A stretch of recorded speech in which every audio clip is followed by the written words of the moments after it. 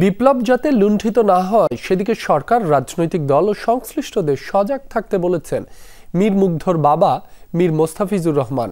সন্ধ্যায় জাতীয় জাদুঘরে জুলাই ৩৬ আন্দোলন দেশে দেশে প্রামাণ্য গ্রন্থের মোড়ক উন্মোচন অনুষ্ঠানে এমন মন্তব্য করেন তিনি। Global Bangladeshis Alliance for Human রাইটসের উদ্যোগে প্রকাশিত এই প্রামাণ্য গ্রন্থে জুলাই গণ আন্দোলনে বাংলাদেশের পাশাপাশি পৃথিবীর বিভিন্ন দেশে প্রবাসীদের প্রতিবাদী কর্মকাণ্ডের ছবি ও তথ্য সংরক্ষণ করা হয়েছে। অনুষ্ঠানে বক্তারা অভিযোগ করেন, জুলাই ঘোষণাপত্রে প্রবাসীদের অবমূল্যায়ন করা হয়েছে। এ সময় প্রবাসীদের জুলাই যোদ্ধা হিসেবে স্বীকৃতি দেওয়ার দাবি জানানো হয়।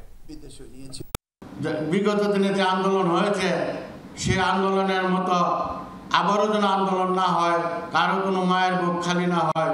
২৪-এর অভ্যুত্থানের যে চেতনা, সেই চেতনা যেন আগামী দিনে ভুলুণ্ঠিত না হয়। প্রবাসীরা দেশে রেমিটেন্স পাঠায়, রেমিটেন্স স্ট্রাইক করে ফ্যাসিবাদকে তাড়াতে সকল ধরনের ভূমিকা রাখে। প্রবাসীদের যে এই যে অবদান ১৬ বছরের এবং জুলাই, এটিকে স্বীকৃতি সরকার দেয়নি।